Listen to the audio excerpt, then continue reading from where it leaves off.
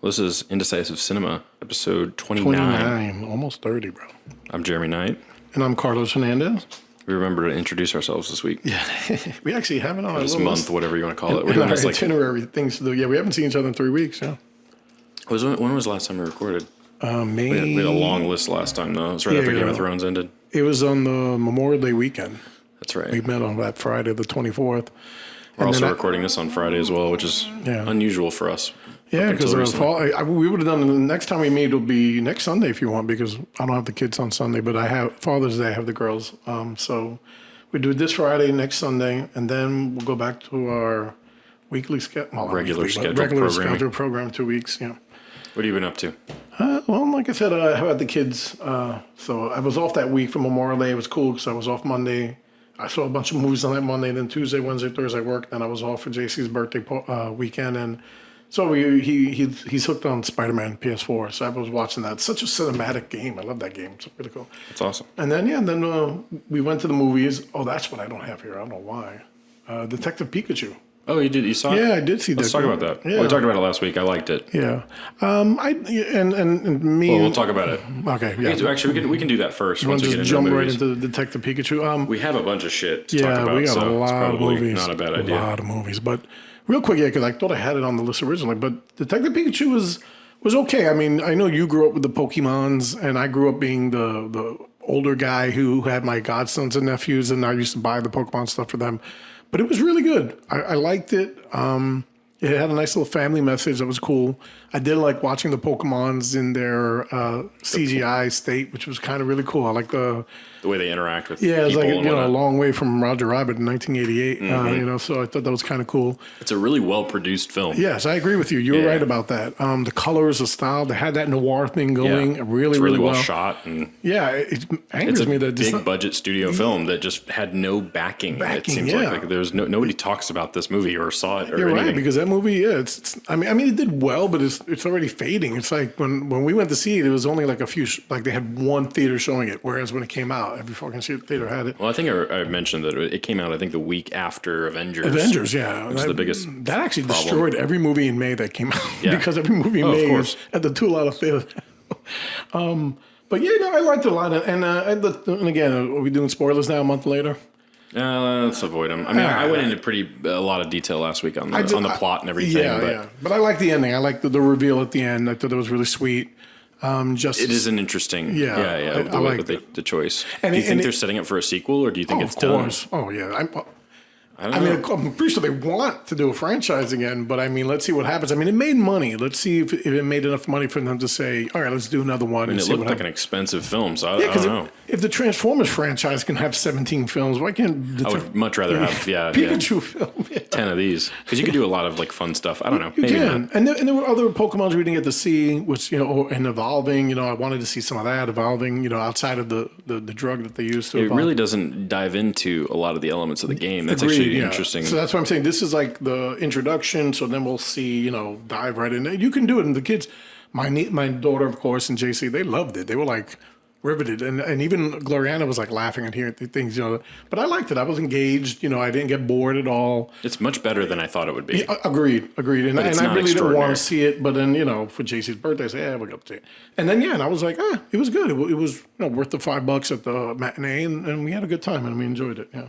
Yeah, Detective Pikachu. Go support it. It's not bad. It's just nobody saw it, but it's good. Here's your excuse for people my age. Take your kids. People Jeremy's age. Relive your childhood. What I'm saying? Have fun. So I liked it. Yeah. It's harmless. Yeah, I like it. It's harmless. Next thing on our list is it's kind of a pair of the Netflix, both the Netflix documentary as well as the Netflix narrative Ted Bundy film. The documentary is called Ted Bundy Tapes, I believe. Tapes. Yeah, the Ted Bundy Tapes. And then Extremely Wicked and incredibly long title. Long vile. Extremely vile. Which is what the judge says to him at the end. So who wants to go first?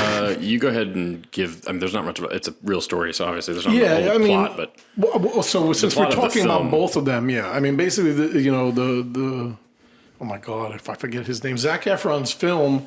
What I should have known, and not that it's bad or good. It got into just him and like who he was and how he controlled and manipulated, and I kind of like that because I literally believed that he believed that he was innocent. And I thought that was really good that he actually rammed that to the end of the film.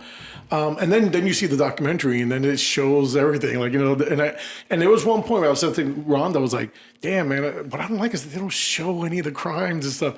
But the documentary was, I guess Netflix said, listen, Zac Efron, this is not, You're talking about the movie or the documentary? No. So I'm saying the movie itself didn't show anything, tame. Because it wanted to focus on who he was as a person and how he did what he did.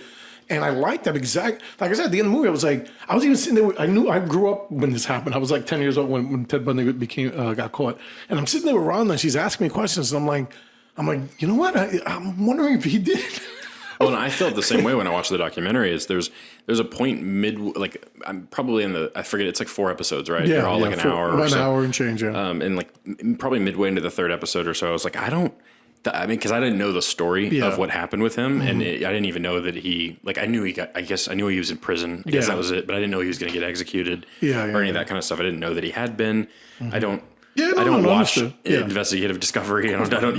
This isn't really my realm, but I do enjoy this kind of stuff. Yeah. But there was a point where I was like, I don't even know if he got off. Like I didn't know anything about the story. And I actually, knowing the story already, I still was like, damn, he's gonna get off. I mean, I actually believe this dude.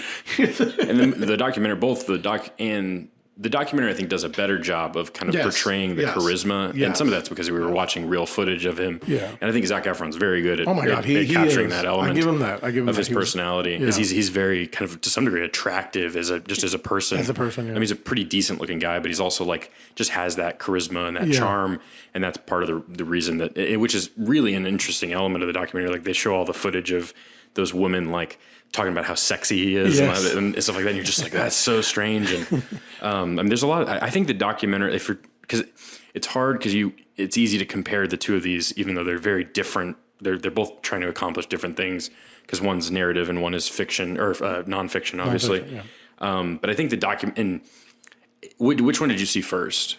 I saw the movie first, and then I saw the documentary. Okay, so I'm curious because I saw it the other way around, and I found the documentary to be way more compelling. She didn't want to sit through 4 hours of a documentary, so we saw the movie first, then she went to bed, and I saw the documentary. Because I thought the documentary was really compelling. I watched this probably right around the time when it came out because my brother saw it. I was like, dude, you got to see this. Yeah. And I watched it like all in one sitting. It was just really, it's really compelling. On Memorial Day, I just sat 4 hours watching it. Because the story is just too good to believe. I mean, it's unbelievable. Yeah. Not too good, but too, crazy, I guess, to believe.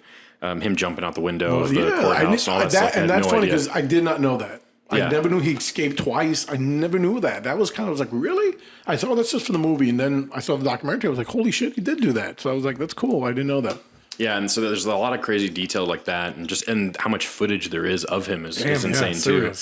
Both in the courtroom and like even before that when he was in prison in Colorado or wherever it was. Colorado, before he escaped from prison, and then he escaped from prison twice or something. The story is just unbelievable in itself. It is, yeah. And I just think the documentary, unlike some other documentaries we talked about on the podcast, like Abducted in Plain Sight and some of these that have like really fascinating stories, but are just fumble the actual construction of a proper documentary.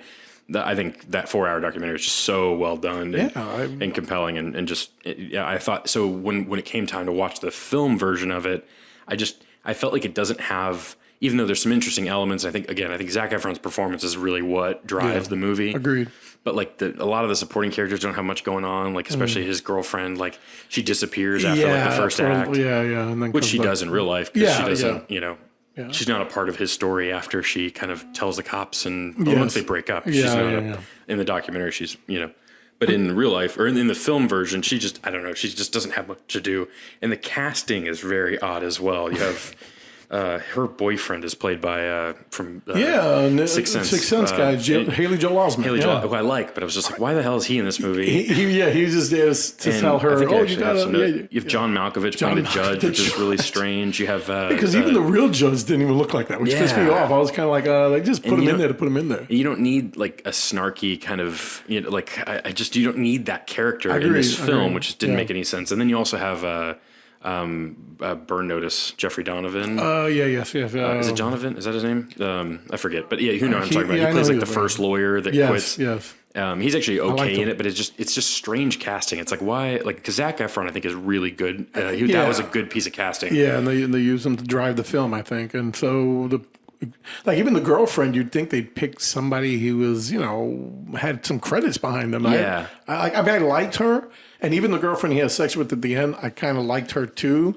But I was like, who are these people? I didn't even saw them before in my life. The girl they chose for that, though, I thought was really well done, casting wise. The one he ended up having sex with and had a kid. Exactly. Yeah. She legitimately looks like the real life person. She did. A little prettier, but so I thought that was a good choice. But even like Jim Parsons as the prosecuting attorney didn't make any sense. Like, what a weird. So anyway, there's definitely some issues with the tone of that movie. Yeah, agreed. Because it's kind of not jokey. It doesn't quite get that. It's not comedy, but it's definitely too lighthearted for the material. I agree with that. I know that they're trying to make that that contradiction because he's this evil, horrible person, and then he's supposed to be on the surface looks like this normal kind of charismatic individual. Yeah. And so I don't know. I get what it's going for, but I think it just kind of falls short in comparison to the documentary. And the hard part is they were both released on Netflix, and I know that I understand from a business standpoint why Netflix would release both of these films or documentary and film, but like them being compared to each other is so problematic. Because it's just like because if this had been released in theaters or on another platform, it would have been like you wouldn't be comparing it the same way. But when both Netflix releases both of them on their own platform, I feel like if you remember, for the documentary was released the week before, and it was like maybe 2 weeks before that where we found out it was going to go to Netflix because there was a possibility. They were talking about it to be released in April in theaters. Oh, okay. And then all of a sudden they said, "Oh, guess what? Netflix is going to put it on Netflix." And billion dollars. And it wouldn't have survived in theaters. It's doing well on Netflix, but it would have flopped like over the weekend. Because it's just not that interesting. Exactly. Yeah. So, but Zac Efron's good. There's definitely some good elements to it.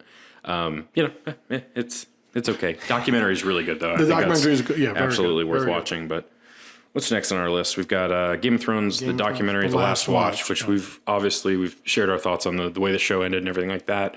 This documentary it's mostly of the final season, and just the making of it, and a lot of the lower level, like below the line roles on the set. So like the guy that makes the snow that's on camera, or like the costume directors, the set designers. It's just like people like that. It's not focused on the show's creators. It's barely focused on the actors. In fact, one of the lines in the movie is that, or I think it's maybe even the tagline of the film, or it's at least the way it ends, something like that, is one of the Night's Watch guys is he's like one of the few actors that actually gets kind of a spotlight in this documentary.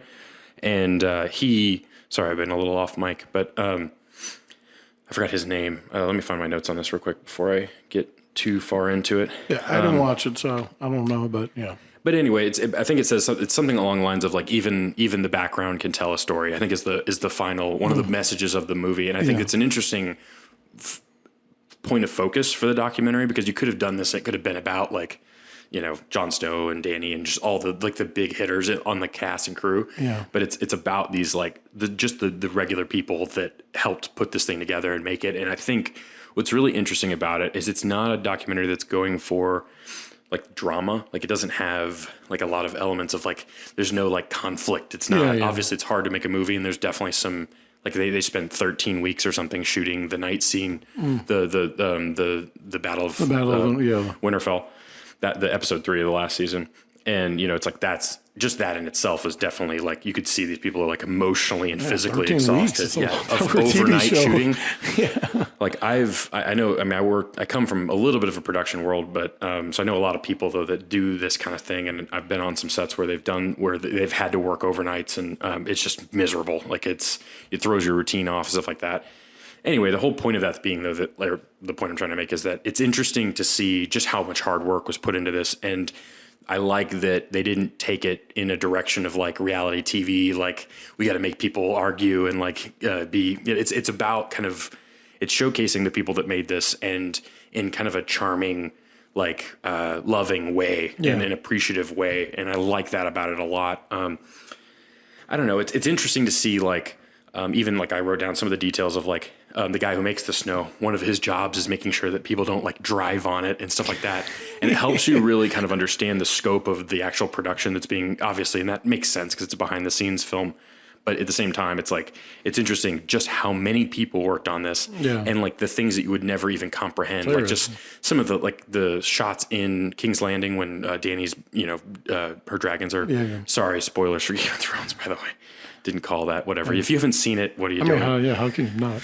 But anyway, it would like even just like, there's all these like insert shots of like extras, grabbing the stuff off their porch and running inside and closing the door behind them. And it's just one little shot that makes up this giant, massive sequence of things that's happening. And I just feel like and because as you know, and we've talked about this, I really like the last season. I don't think it's as good as all the other stuff. And I think there's some fair, complaints about it. And I think, again, it would have been better if it were two more episodes or whatever. Agreed. But all that being said, I think it's still fantastically well made. And no doubt. It's produced at a level that no other show is being produced at. And just so it's like what's there is still really fucking good. Yeah. And I think this documentary captures just how, like I said, just how hard people worked on this and to discredit all of that for like some complications of the writing portion of it. And I get that like people are like, it's in service of something that doesn't matter. And you're like, just shut the fuck up. Like this is still really good and really interesting. And it's just disrespectful to discredit all that hard work for, I get that people don't like it and they're disappointed with it, but like there's still, all like thousands of people that worked on this. And even like there's a guy that the Godwood tree, there's a guy that like creates that tree every season for them. And it's that's, I just never even thought about that. Like, it's not just a forest that has a tree that, there's a guy who designs that. And it's like, there's just so many things like that. And so it's a really interesting documentary, especially because it's about a show that's one of the biggest shows of all time. And I really liked it. I enjoyed every minute of it. So if you're a fan of the show, I'd highly recommend it, especially for somebody who didn't like the show. I think it's hopefully will add a little bit more value to what's there. So that's cool. That's Game of Thrones, The Last Watch. Next one on the list is Ma. So of all the things in theaters, this is what me and my brother decided to go see. Because the trailer for this is just fucking insane. Like and we just had to know what this was, because it tells the story of a group of friends. This girl moves to a new like a small town, like an Ohio type place, like just kind of in the middle of nowhere. And or like a Sacramento, one of those kinds of towns. And she moves into this town, starts hanging out with a group of friends, and they run into this woman when they're trying to get alcohol purchased for them, named played by what's her name? Is it Octavia Spencer? Octavia Spencer? No. Jesus Christ, I should know this. The chubby girl. What's her name? I'm gonna pull up the IMDb. No, not Viola Davis either. No, Octavia Spencer. I got it right. Okay, you did okay. Telling me I'm wrong. I didn't say that. No, I'm just kidding. But anyway, Octavia Spencer like buys them alcohol and then invites them over to her home so that they're not drinking in like a dangerous place. Yeah. And they all start hanging out in her basement, the basement of her house. And then things get a little strange, as you can see from the trailer. Most of this movie's in the trailer, by the way. It's definitely, and which is one of the biggest problems I have with it. But basically, she starts to act very strange. She starts to get a little needy and kind of like she gets all the phone numbers for all the kids and starts texting them and telling them to come over and hang out. And they're all like, we like to party, but like, this is kind of strange. And then things escalate and it becomes kind of a more traditional horror film, but it takes about an hour and 30 minutes to get there, which is one of the main problems I have with it. The movie's more than an hour and 30 minutes. But about 2 hours? Well, okay, maybe an hour and 15. It's about an hour 40 is the total running time for it. Damn, that's a long movie. And just the weird thing about this movie, and even afterwards, my brother and I talked about this for like 2 hours, is we were never really sure because it's written by the guy who did Workaholics and and it's definitely written by like a comedy writer. I was gonna say, I love Workaholics. Let me get the name here. Scotty Landis. I don't know if he's related to John Landis or not. I think his name might be spelled differently, but regardless, though, he did Workaholics and some other like kind of like Who's America by Sacha Baron Cohen. So he's definitely involved in like the comedy scene as far as writing goes. Directed by Tate Taylor, who did like The Help. And he's worked on some other stuff like that, which is just an odd pairing. Interesting, we weren't sure what this was trying to be. It looked like a kind of tongue-in-cheek schlock horror film. Yeah. And I was definitely hoping that there's definitely elements of that for sure. Like Octavia Spencer's kind of at times like kind of putting on a show and having a good time and not taking it too seriously. And so this movie kind of feels like it is headed in that direction, but it never goes full schlock. So it doesn't like it just never goes completely over the top enough to warrant an hour and 30 minutes of build up, you know? I got you. And so but I did have a really good time because it's such a strange film. And even the casting of Octavia Spencer, I think she's good in it, but it's like, why her? Like, I don't know. That was just a really strange choice. Well, I don't know. It's just an odd experience, but I had a good time. Yeah. Well, I mean, I remember seeing the poster last year in theaters, and I was kind of like, Octavia Spencer's gonna be a horror movie, and I was like, ugh. And then I never heard of it. I saw it, probably went straight to video, and then they had this big push a couple of months back, and I'm like, that movie's still being released. So I already knew it wasn't going to be, Academy Award winning stuff, but. I mean, that's why I was like, when you said that, I said, I'm pretty sure it was going to be bad if the movie was supposed to come out a year ago and it never did. Yeah. Well, I think it's rated R. Let me check. But, and we were hoping that it would really take, especially because, what's in the trailer, it looked like, it was like, what's missing? Like, does it go insane the way it looks like it could? And it just doesn't. It definitely turns into horror, but it just doesn't really so we compared it a lot to The Guest, which is a similar kind of, it's a movie that on the surface looks like a traditional kind of horror film, and then it turns into a self-aware kind of action horror, like Terminator 2 meets Halloween kind of horror film. And but that's kind of combining two genres, and it's way more clever than a movie like this, and it's way more tongue-in-cheek, and it's like that's what we want. And Ma just doesn't quite reach that. Okay. So watch it on Netflix. It's that kind of a release. It's nothing special. But it is very interesting. The lead character is pretty good. Her name is... the young girl, Diana Silver. Diana Silver. She's also in Booksmart, which we'll talk about here in a second. So she's good in it, actually, though. So there's some good acting, and some Juliette Lewis is in it. It's got a good cast for the most part. But there's some weird flashback stuff, and it's just a mess. But it's a mess. That's the best way to describe it. So anyway, that is Ma. The next one on the list is Johnny Gruesome, which you're going to do. So I don't know anything about this, so let us know what it is. So I was on Facebook one day and I saw a cool poster. It was like really creepy. It was like a guy, he looked like he was rotting, and said, "Oh, watch Johnny Gruesome," and it was not. I mean, it was under Johnny Gruesome, but it was like the guy was like who made the film was like writing comments and answering everyone's comments like individually, and I was kind of like, that's weird. And basically, what I gathered was that he made the movie. It was based on a book series too, which is another story. And he was very excited. He said, "Well, thank God, that Amazon Prime took the film." Mm. So I was kind of like, okay. So I went on, and when I went to put it in, like a whole bunch of also see, and there was a myriad of these horror films that were produced by like your age guys or whatever, like young guys making movies. We'll actually talk about one of those in a second. Yeah, and going straight to Amazon Prime. So like, was it Camp Death 3 in 2D, which is amazing. And then there's Bloody Bible Camp. There's all these like schlock horror films. Yeah, they're very schlock. Yeah, they're very like Johnny Gruesome is the least of the gruesome of the movies, which is funny. It's basically set up, a kid, the rebel, he's angry. He gets thrown out of school, and he like tries to kill his girlfriend and his best friend and the jock that hangs out with them in his car, which was I was kind of like, what? I mean, you kind of get thinking the guy's kind of cool, but then he's so angry he's gonna kill them all, and the jock guy stops and like gives him a chokehold. The car crashes, but they don't die, and then they end up killing him. And so okay, whatever, they throw him out, and then when that happens, like this weird voodoo shit goes into him when it happens, and he comes back from the dead, and the cool thing is that the effects are. When he comes back, he's regular like us. He's a little pale, but he starts to deteriorate as the film goes ahead. And it's a lot of cheese. I mean, it's cute here and there, and it's gory, but not as gory as Camp 3 in 2D and the Bloody Bible Camp. But I just was fascinated because then I realized it was like way back when, and I'll cut to and back in like the early 2000s or the late 90s, a guy who worked with at the Whitney Museum got his album on Amazon, and I was kind of blown away by it because I was like, what? And I heard, because I didn't like him, but my boy Davey Chuck Wills said that you can just put anything on Amazon and sell it. You know, you just got to. So then I have heard though that they're starting to cut back on what they let on there because there's so much garbage on there. Yeah. And that platform's already kind of a mess just in terms of like the organization of it and everything. So it just blew me away that it's now a platform for kids who can't get, because people are doing Netflix too. There's a lot of it's a lot harder to get on Netflix. But it's a lot harder to get on Netflix. But Amazon Prime, you get all these movies. It's a lot of them too. I added them all to my queue. I've only seen a couple of them.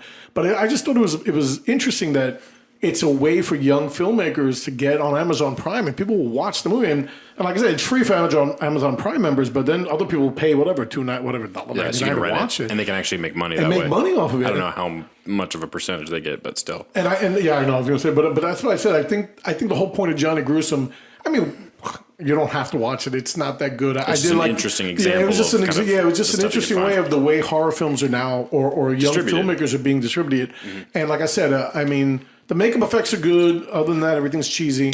The other one, the Bloody Bible Camp, is amazingly gory and gruesome and offensive. And that's the kind of one that I liked, that I enjoyed. But other than that, I mean, I just thought it was interesting that I got involved in this film just because I saw it on Facebook. And then I realized this whole new genre of how young filmmakers are now putting their films out. It's kind of like the straight to DVD back in like the late 80s and 90s and whatnot. Yes, perfect. It's the equivalent of that nowadays. But I think... Yeah, and you're right. And I guess since you never knew about it, I guess you're right. I guess it was just me because I saw it on Facebook. But it is, if you're on there looking at horror films, it pops up like in the third or fourth when you're going down. So I thought it was interesting because they do get a good shot. I mean, but whatever. I mean, they're not great films. It's not like they're going to get careers out of this. Maybe not. But I just thought that was interesting. It's at least a good landing place for so it's not just sitting on somebody's hard drive or at a festival or whatever. Or on YouTube just collecting dust. Because, for sure. So, but yeah, no, but Johnny Gruesome. And it gives us delightful disasters like the one we're going to talk about later. But, okay. So I'm very pleased with Amazon's selection of garbage horror. A lot of good ones, though. It's there's one we'll talk about later that I think might be one of my new favorite terrible bad movies. So let's talk about Superman Black. Brightburn. Brightburn is the latest from, I think they're like the cousins of, what's his name? Yeah. From Guardians of the Galaxy. Penn, what's it, Snyder? Not Snyder. What the hell? Gunn. Yeah, James Gunn. James Gunn. Yeah, the Gunn siblings or brothers or cousins or something like that. I think it's brother or maybe his brother. But anyway, so he did Brightburn, which is an interesting take on the Superman mythos. And go. They wrote it, by the way. David I saw that. Yarovsky directed it. He directed nothing else. I don't know. It's The Hive. That's literally it. But anyway, so it's basically like you described. It's essentially the story of Superman if he were to turn evil as a 13-year-old boy or something like that. Yeah. And so that's kind of the premise of it. He discovers that he may not be from Earth, and in the opening scene of the film, Elizabeth Banks, who's just fantastic in this, actually. Oh, is she? Okay. Yeah, she's delightful. And she kind of runs outside, and they find an asteroid has hit the Earth, or some kind of ship of some form has hit the Earth, and inside of it is this child, and they take her under their wing, and they raise it as their own, and then it turns out that he might not be good, and he may have these special powers that allow him to murder people violently, and then the film kind of takes that dark turn into more traditional horror, and it's interesting from a standpoint of like that's a fun premise, and it's definitely even though it's a pretty low budget film, it's executed pretty well. There's some CG that's not great, but overall, like some of the kills are really interesting and very violent, which is what I definitely liked about it. Yeah. It's very fucking loud though. Like it's like I legitimately wish I brought earplugs that reduce the volume of this movie because it's so goddamn loud. Like it's just like little stupid shit like. I don't know, like the somebody turning on a lawnmower, or like somebody just like people turn around in a loud fashion. It's just so dumb, like in terms of like jump scare. It's just so bad, in that regard. And then there's just it's just kind of forgetful. Like the stuff that works about it is obviously Elizabeth Banks is really good, and the guy who played like Pam's old boyfriend in The Office. That's her husband. I just had IMDb pulled up, but David Denman. But yeah, he's really good too. I think as far as like the direction of the acting goes, it's done really well, and everybody's giving good performances here, and that helps the movie feel kind of grounded in some kind of reality rather than being just a bunch of dumb people. They're definitely stupid in regards to like the fact that they don't take action about this. Not that it would have mattered if they had. Yeah, true. Because the kid's so powerful that it doesn't really matter. But it's kind of like, Chronicle in tone, in terms of like, just it's kind of dark, and it moves at a quick pace. It's pretty lean, and it's like an hour and a half, and which is, so it's like, even though there's definitely some weak stuff in it, overall it moves, and it's like, so we're not just like meandering. It's never boring. But it's just kind of mediocre and pretty forgetful in the long run, in terms of like, I don't know, it just isn't that memorable. It actually reminds me a lot of Jeff Nichols' Midnight Special. I don't know if you ever saw that. It's like the opposite of that. That would be a better example of like the tone of this movie, and kind of the kid realizing that he may be special. So that the arcs take the opposite turn, but it's very similar in construction. That movie, I think, is that's a slicker, more expensive movie, obviously. So there's some interesting stuff in it, but it's a mixed bag. I would wait for Netflix. Don't go see it in the theaters for sure with this one as well. But I definitely it was an interesting watch. Like, it felt like kind of a midnight movie type. Like, I saw it late at night, was like the only one in the theater, and I was like, I didn't feel like I wasted my time. So, it's very fucking loud though. So know that going in if you do go see it in theaters. But that's Brightburn. I definitely want to check it out. I dig that whole turn. But you're right. Midnight Special did it first, technically, though it doesn't go all the way, but and it's more positive movie, obviously, in terms of, but it's next is Booksmart, though, which is oh my god, I'm jealous. Fantastic. Another movie I want to see. It stars the best friend from Lady Bird. I forgot her name. I don't know anybody's names in this movie. Directed by Olivia Wilde, though. It's an interesting. It's her debut feature.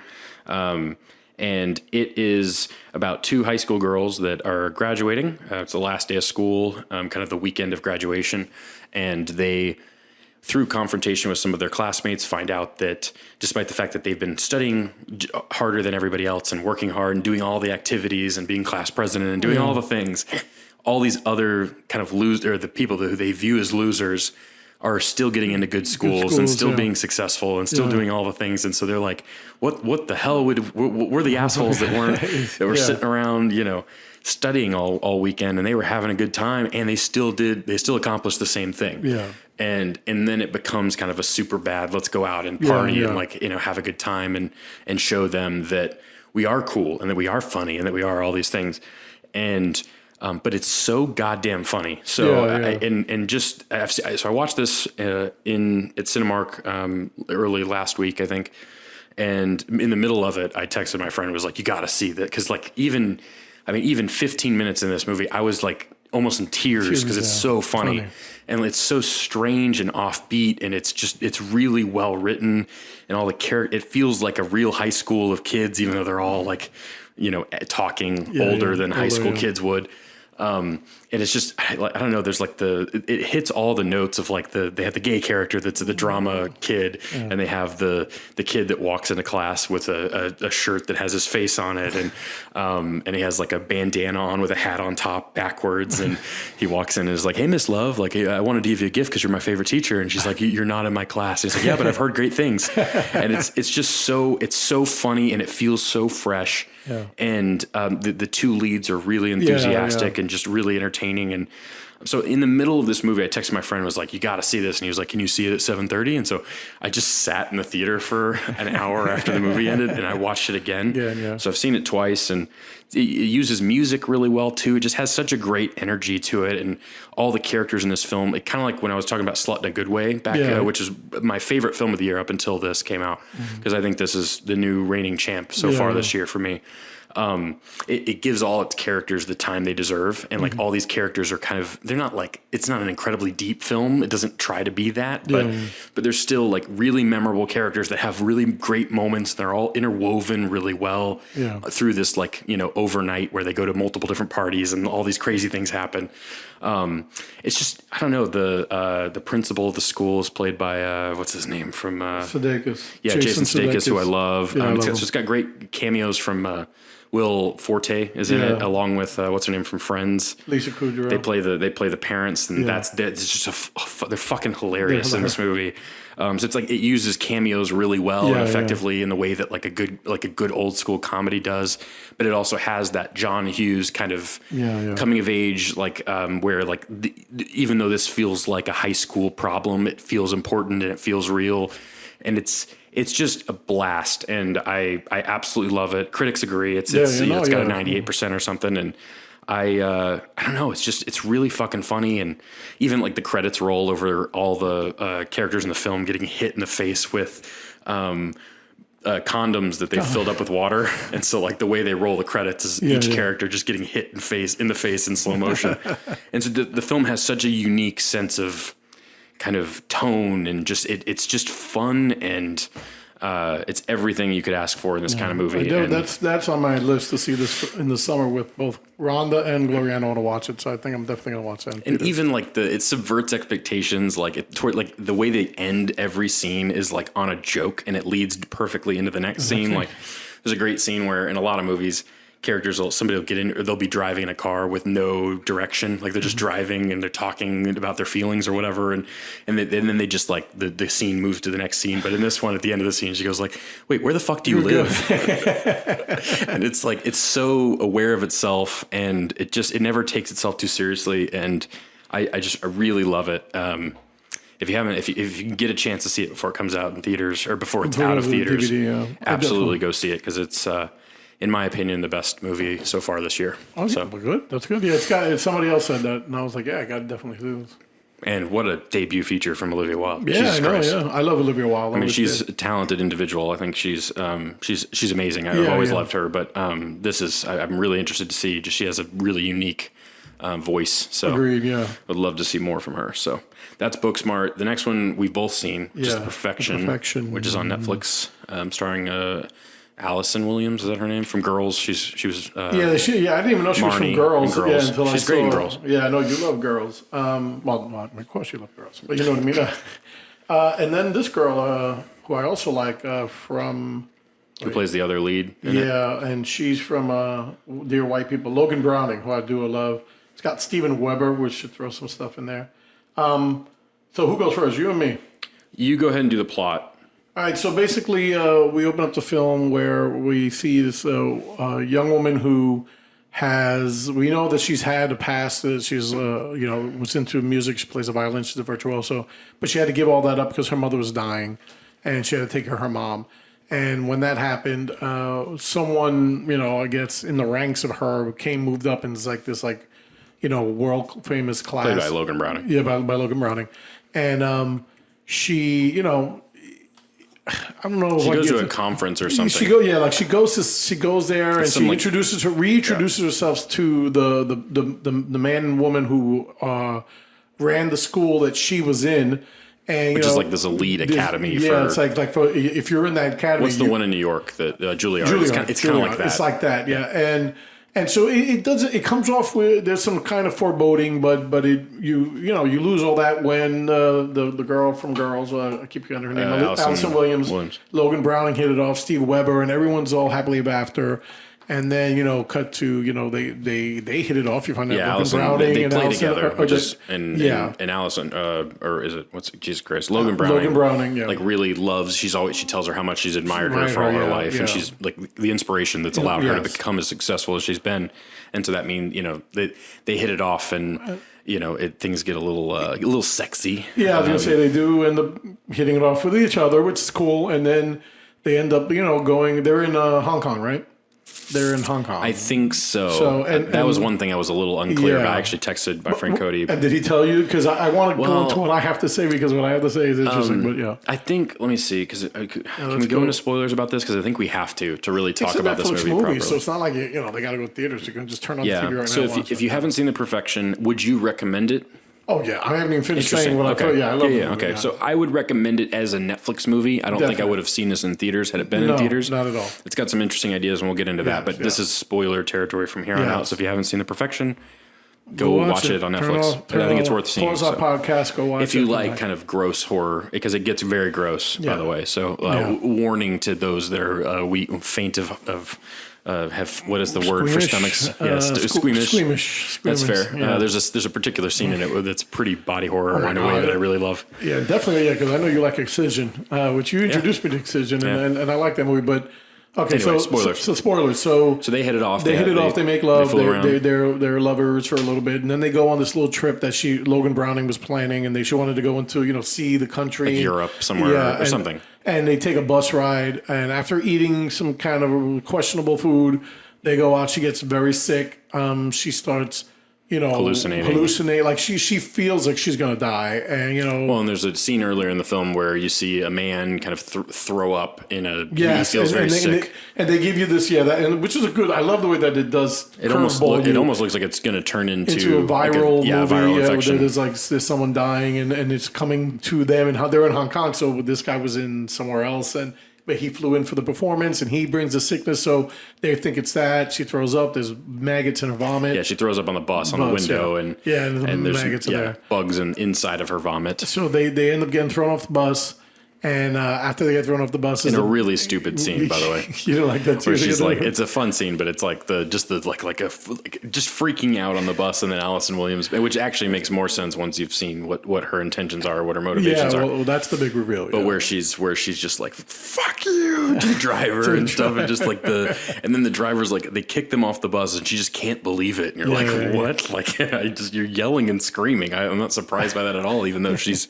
needs medical attention. Like, people don't give a fuck. Like, you're from New York City. If that kind of shit happened on the train, people are like, oh my God, yeah, right. Anyway, that was a really dumb scene. But then it leads to the scene where I was just describing where. So spoiler, we were talking spoilers. Yeah. So the big reveal comes where the hallucinations or this viral thing breaks out, and it breaks out in the form of like bugs, roaches actually come ripping out of her arm, and Allison Williams is just like, well, you know what you have to do, and she brings out that meat cleaver, and then cut to, and then we get the rest of the film. Now, up until that point, I actually thought I still thought there was some viral infection thing, and I thought they're never going to come get them because the bus is just going to go to the next town and everyone's going to die. But I thought it was amazing that we find out, and then, the spoilers, that Allison Williams has been planning this since a long time ago. Have you seen Side Effects? Yes. This reminds me a lot of that. Yes, it does. Yeah. And that might be kind of a minor spoiler of Side Effects, but it feels like the kind of movie where it subverts your expectations in terms of like what the intentions of the characters were all along. Yeah. In kind of a twisty, fun kind of way. Agreed. And this is what that's kind of the turning point where it becomes, the main character that we've been watching for this whole movie is evil. He's evil, yeah. And that in itself is pretty interesting. So. Yes. And then it takes another turn in the third act. It definitely takes another turn, which, I mean, that's what I liked about the movie. There was a lot of twists and turns. It felt like a Korean vengeance film. Yeah, very much. Like Old Boy, Lady Vengeance. Totally. And I dug that a lot. Mm-hmm. The body horror added to that because, I wish it had gone further with that kind of stuff. With the body horror? Or the Korean? Okay. Because there's not, up until like the very last scene, there's really not a whole lot of other violence at the same caliber as that. So I feel like that was like the high point for me in the film in terms of like, genre film kind of entertainment. But it felt, that's what I like, because Gloriana's been dying to watch Old Boy, and I've been I've been skirting around it because I watched that recently. It's because rough. of the big reveal at the end. But I told her that I said this feels so much like an Old Boy type film, and I said, well, if the body horror wasn't here, I would say this is Korean film influence, but then the body horror throws in another twist. Yeah, and it almost feels like it becomes like when she holds up the cleaver, it becomes like a really dark comedy almost. Exactly. And I was like, ooh, this is interesting. Yeah. Agreed. And then it doesn't go in that direction, which is also interesting. But at the same time, it's like, I don't know if everybody will be along for all the twists and turns. But they're definitely entertaining. Oh, no doubt. I mean, I don't think there was at any point where I was like, the movie was, I was like enthralled. It's really well made, really well edited. Yeah, editing, the shots. I mean, I don't know if you want to get into why, Allison Williams does this, but I mean... Yeah, and that's the next kind of step of the twist is that, she's trying to get the Browning, what's her first name? Logan Browning. She's trying to get her out of this academy because she knows that being a part of that leads to, horrible sexual violence. Sexual violence, yeah. And so she cuts off this girl's hand so that she literally will be rejected by the man that she looks up to and who's also the abuser. Which is an interesting kind of motivation for what she's doing in an old boy kind of sense. Yes, exactly. But I feel like there's a few those kind of scenes. Some of those scenes with him at the end, I feel like are like way too long. And I feel like there's like we were kind of ahead of it to some degree. Like there's some moments where I was just like, I know kind of where this is going. Like, because you're already kind of in the know in terms of like, you know that they're getting revenge, and so you know that like. And we already know he's like a sadistic kind of child abuser. So we know all those things are already in your head when the scene begins. And so it's like, then it continues on for like 20 minutes and you're like, okay, I just, but then there's some great horrible violence at the end when Allison Williams loses her arm. That was like, that was really gruesome and unexpected. I know when it happened, like me and Gloria were like, it's like, right and down the it middle. leads to that awesome. Scene where they're like playing together, which is kind of interesting. Oh man, I'm trying to think of the other movie. Oh man. Oh, fuck. It's a Korean horror. It's a Korean vengeance film, but Audition. Audition, where at the end, and again, this is actually a lot like that. Yeah, because at the end, they're playing happily with their body horror with two. They're playing as one, which I thought was perfect. And he's sitting there with whatever he is now, this thing. And his eyes sewn up, mouth sewn up, and I thought it was amazing because I thought about Audition. I was like, holy shit, there goes your Korean again, But yeah, I really liked it a lot. This is one of the better Netflix releases, I'd have to say. And I give props to Gloriana because I really didn't hear about it. Like I saw it on there. And she said, Dad, we got to watch it. It's a good horror movie. And I said, really? And then we started watching and I was like, this is a horror movie? I think Jay Bauman from Red Letter Media posted on Twitter about it. That's where I heard about it. Because he was like, the body horror makes this worth watching. Definitely. Because without it wouldn't be as interesting, I don't think. Yeah. And I dug the whole vomiting up the maggots, the roaches ripping out of an arm. I love the body horror. I love the vengeance. Yeah, I thought that stuff was pretty horrible in a good way. It's bad in a good way. No, but I liked it a lot. I actually enjoyed the perfection and for a free. I mean, it's not free because you're paying for Netflix, but for a movie that I didn't have to go to the theaters to pay for it. My sister pays for Netflix. I pay for Hulu. We switch. But this is a great value for you especially. If you like horror film, if you like gross kind of horror, this is definitely has those elements. It's not. I wouldn't expect what we're just comparing it to even because it's no old boy. It's not old boy. It's not Lady Vengeance. No. but it's in the vein. Like their blood went through the veins of perfection, and it's in there. But it's not that. I mean, I wouldn't say, watch it right now. Go. But I do like Perfection a lot. I like it a lot. Yeah, it's very interesting for sure. The next one on our list is let's do Cam first, and then I'll close out the new releases we have with The Dead Don't Die. Yeah. So you intro Cam because you've seen it more recently. I saw it a while back. I think it was maybe, I don't know if I put it on a list. You did. Honorable mentions. You turned me on to it because I was like, and it's funny because I don't remember when we talked about it. I think it was in the best, and back in February we discussed it. And it's funny because Gloriana told me to watch it, and I was like, eh. And then you said, let's watch it. It was in the queue, and we finally sat down to watch it. And I liked it a lot. So basically, this is a movie about cam girls. And I said the same thing back in February when he said it. I'm on Instagram, on Snapchat, and I've come to, I don't want to say be friends. I'm not that stupid. But I mean, I've come to know a lot of these girls who are it's a growing industry. Yeah, the Instagram models. And some of them are really good people. I mean, I actually talked to them on the outside, and I'm not a creeper. I'm not one of the guys who say, "Oh, show me your tits," that kind of thing. So we've actually where last time we were supposed to meet up with Lena Lux. We're supposed to meet her next week and have breakfast with her. She's really, I love her. She's like really cool. But anyway, because of that, I said this comment back then. I said, "Oh, cam girls." And so anyway, she's a cam girl. She, some type of website that she's on, and she gets paid. And it's kind of like a competition thing. She's in the 60s, and there's a girl who's like a number one, and she's trying to rise. She's trying to rise in the ranks, and so she does a lot of crazy things, and she has like a nice little pretends to kill herself on camera. And stuff so like that was that's her new niche that she does this like suicide shit, and they dig it, and she moves up to like in the 50s, and she's all excited, and she has some people who she meets up with, and it's. It's all by they get money, but coins and tokens, which is how they get paid. And so what happens is, after having this kind of thing where there's some animosity toward another girl who kind of like fucks her over by tells all her fans, she pulls them away by doing really like kinky shit that she doesn't like. I think it's non-genuine stuff. That's what it was. Yeah. It's like she Where does masturbation stuff, like with dildos. It was like I thought it was no. She tells him she loves him. She loves them, and she shows their breasts. The thing about our cam girl is that she's very classy, where the other one's kind of dirty. She's not engaging personally with a lot of her viewers in the way that some of these, like intimately at least. Yeah, and so she ends up fucking her over by from going from number 50. She actually drops down to like 60 again because they say, get away. So they all leave her to go to her friend, and so. She's like, so obsessed with being number one that she ends up doing the donkey shows where she does this like vibrator that's like set to like electronic thing that's, and people like to, some girl passed out. Some girl almost died. And she does it. She gets back up to 50.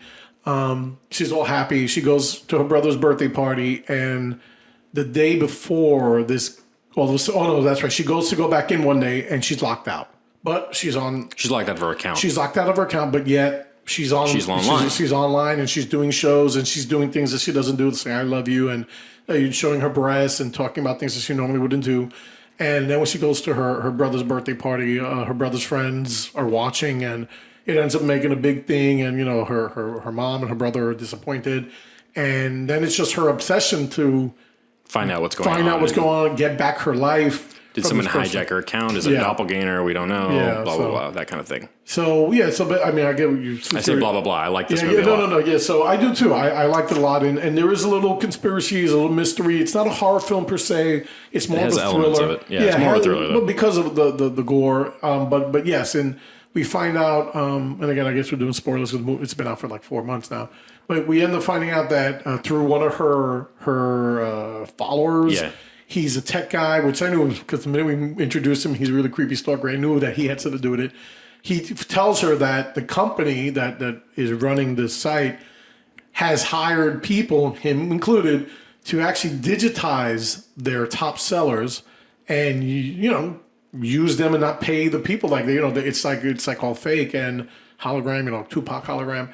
And, it gets into this nice little creepy conspiracy, which I kind of didn't like that there's no ending to that. But other than that, it's still a solid film. She ends up going online, doing this trickery with mirrors so people know that there are two of them there. And she gets the digital version of herself to realize, that there are two. And she ends up, talking about body horror, she ends up having to hurt herself badly just to get something, and I guess what she was doing spoilers, to get her codes back so she can get her account back. And she finally, since she's got everybody, rallying behind her, she actually breaks her fucking face, which is really fucked up. Yep. I love that shot with the nose because it's literally you see it like hanging there with the bone sticking out. And she gets back her account. She ends up, deleting the account, and then a few months. All is well. She gets back on the horse. She becomes another person. She changes her character. And she goes back on a few months later with her mother's help of makeup and lighting and trickery. But it's an interesting film. It's really good. It's engaging. Especially for Netflix. I think it is Blumhouse, though, right? Yes, and that's the other thing, because Blumhouse and Netflix have that little thing going. And now I hear that Blumhouse has this whole Netflix deal that they're having all these horror films. Sinister is another one of my favorite Blumhouse films that's going to be part of the Netflix family. And it's really good. It's above, most. It's made particularly well as well. Like it's shockingly, because what's weird is like the way all the advertising, or at least there's not really advertising for it, but the thumbnails and stuff like that on Netflix it makes it almost look like a PG-13 horror film, like kind of like a Blumhouse PG-13 movie, like a Happy Death Day or something like that. I think that's rated R, but still, it just looks like kind of a tame movie. But then, like, there's like actual nudity and like they dive into the sex industry in a way that's very realistic, and not only its portrayal of like nudity and stuff like that, but like just it's a very adult film. Sex workers. Yes. In a way that's interesting. Like I didn't expect that from it. And it's very slick and very well shot, and it uses the internet well. It gets a lot of that stuff right, and kind of builds this world. Because it was released on Netflix, I was like, this is better than some of the Blumhouse stuff being released in theaters. Like I was like, this is like I would have been perfectly happy seeing this in theater. To be honest, exactly. I think it would have been done well in theaters because it was really solid. It's really good, and. You got the audience. You got the males to go see the movie. And I don't think anybody saw this on Netflix. That's what's so weird about it. Maybe they did, people aren't talking about it. We talk about this every time. We need to find the algorithm that Netflix has so we can see their ratings to see. But it's got to be big because, they actually do have an algorithm because I know there's a website that shows you like the top things on Netflix.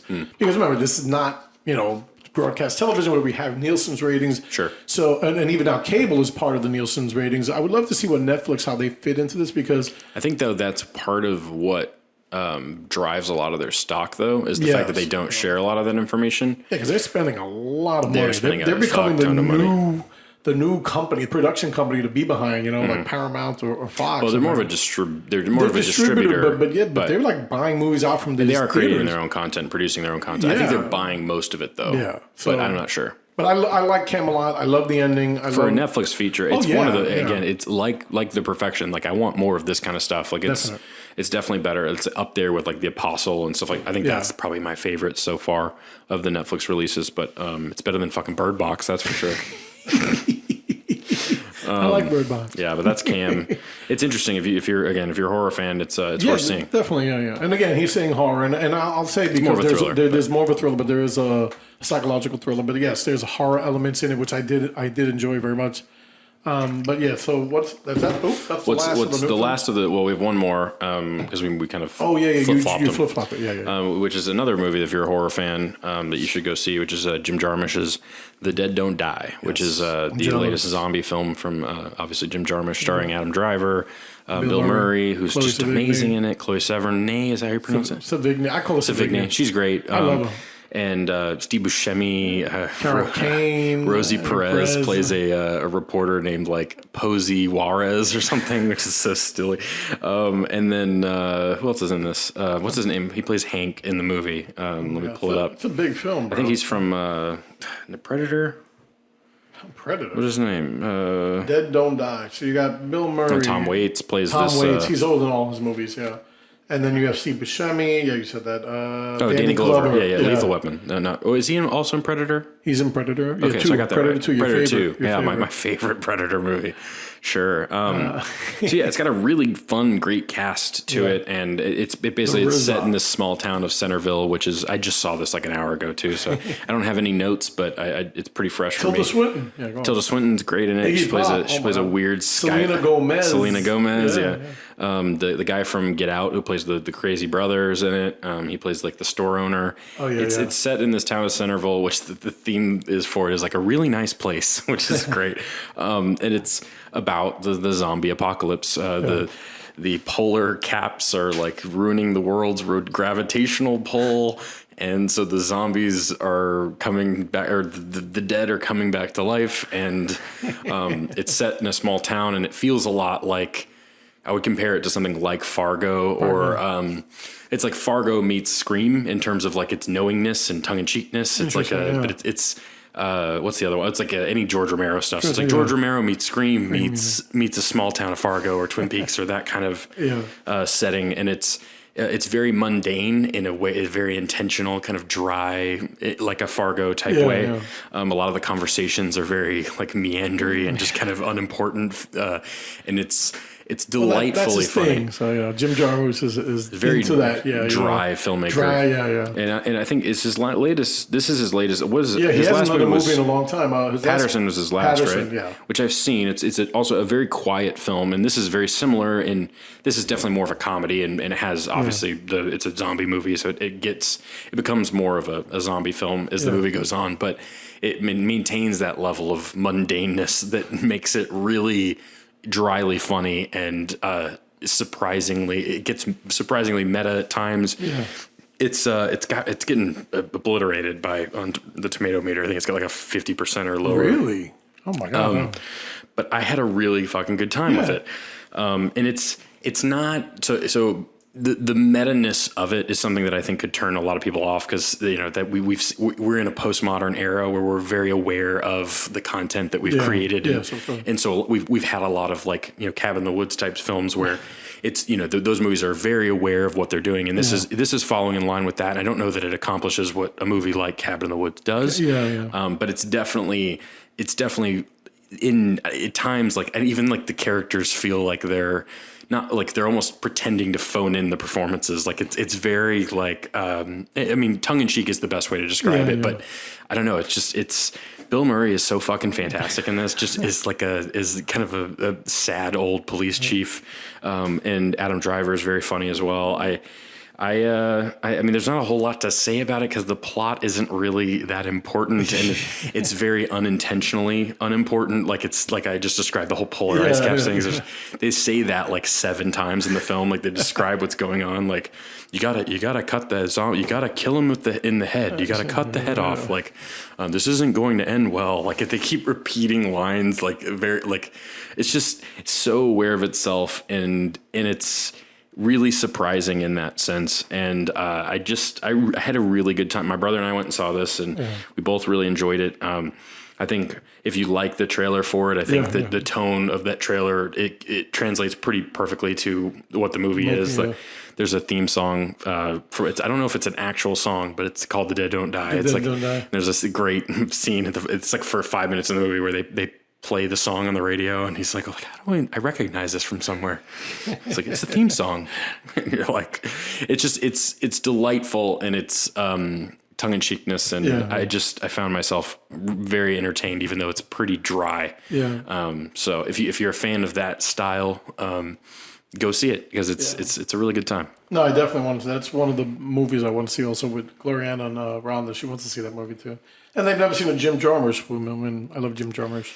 Yeah, I mean, I don't know how like Patterson was a movie that I thought there's some really interesting stuff in it. It's a very quiet film. Yeah. It's a movie about poetry, which I don't really relate to. I mean, I like the arts, but I don't know.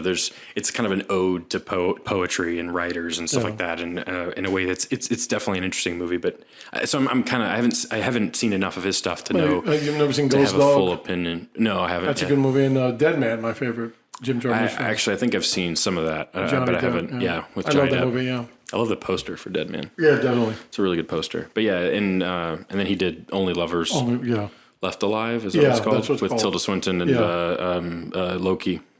Tom Hiddleston.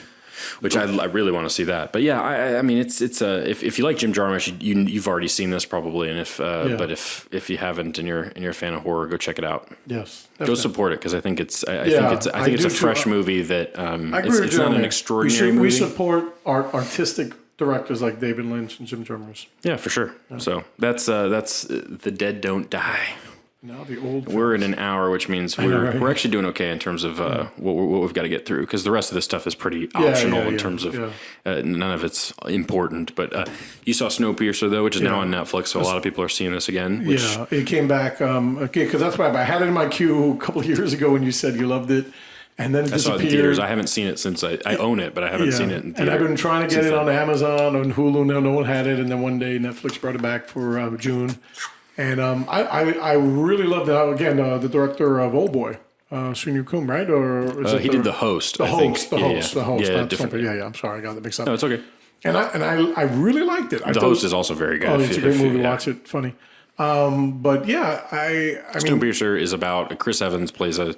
The world has ended, and the only thing left, which is the silliest premise of all time, the only thing left is this train that continues to drive on the same track over forever. Yeah, and it's been going on for almost 20 years, because we find out that Chris Evans was 17 when he got on. Now he's in his 30s. He's kind of the leader of the resistance, which is there's a very clear kind of, it hits you over the head with like there's a classism kind of under Ed Harris. What's the word I'm looking for? But you know what I'm talking about. Caste system. It's definitely making a comment, social commentary. And it's very obvious, but So you have Ed Harris, who's like the boss of all bosses. Then you have John Hurt, who is the boss of all bosses on the poor people or the nothing side. And you hear that he's been there forever, and they've been trying to get this rebellion. There's been 2 other rebellions, but since then, which has been about 8-9 years, they haven't done anything. And Chris Evans is driving to get control of the train, and then one day they take Octavia Spencer. She's is she in this? I don't remember. Tilda Swinton's in it. Yeah, she's the mouthpiece for Ed Harris. And one day they take her son, and they take one of the other poor people's son, and the revolution begins again. And they realize that being that they're on this train for almost 20 years, they realize that there are no more bullets on the guns, that they use them on the last one.